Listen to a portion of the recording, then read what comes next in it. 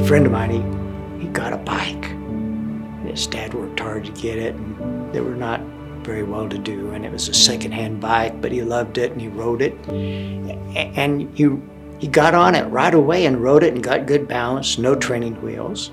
He rode it all afternoon, and Mom came and said, "Time to come in and eat." And I got to ride the bike. And it started getting dark, a little cool. Dad called and said, "Time to come in and eat, time to go to bed." Kept riding the bike.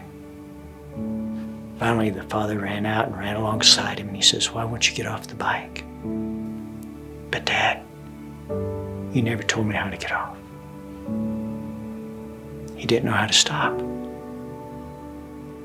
And he said, "Dad, help me."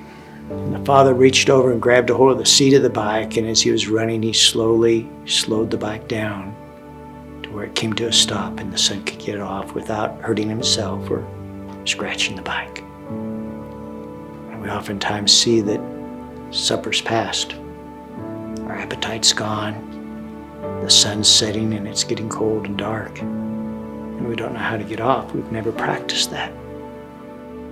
And hospice comes along, and maybe it's a volunteer or a nurse or CNA or chaplain or social worker, and they say, "Let me walk with you. We're going to slow the bike down. You're not alone. We're going to help you get off. Keep your dignity, honor your family, honor who you are. You have courage because you've done other things.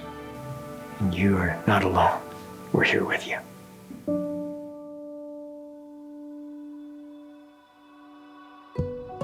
Going through the death of a loved one rips your heart out and turns your world upside down. Who do you trust with your fears, your concerns, your doubts?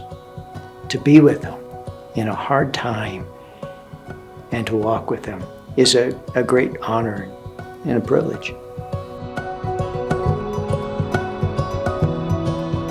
I am not here to fix anything for anyone. There's no problem to solve with grief. There's grief to be lived, and in helping people tell their stories. And so he had been in and out of hospitals. It didn't take him long to realize this is different. This place is different. This is holy ground. When you walk into the doors, everybody feels that when they come in here.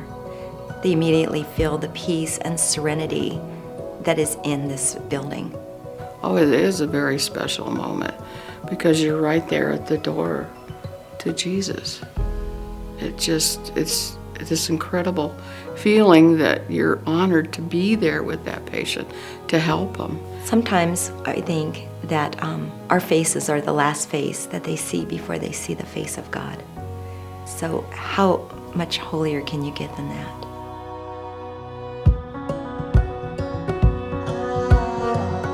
When I tell people I volunteer at a hospice, they go, "Oh, that must be so sad." And I say it's not the least bit sad. It's uplifting, it's calming, it's peaceful. It's more of a happy feeling, like, oh my gosh, I am the person being empowered and trusted to go support this family. And they're so glad to see you and so very grateful. It's hard to even remember it's a job sometimes because it's so rewarding.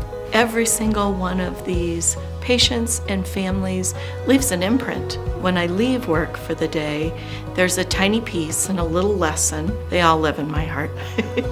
I just feel that we are all blessed to do this work, and we're honored to be here at the end of people's lives. No person should be alone when they pass away.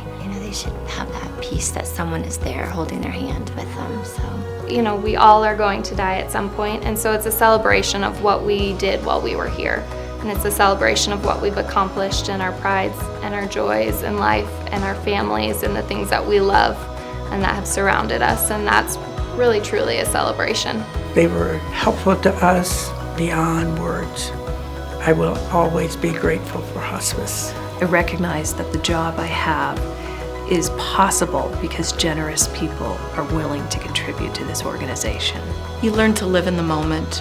You learn that everything is precious and that each of us has an opportunity every day to decide what matters and to live based on those things. I think that's the greatest lesson.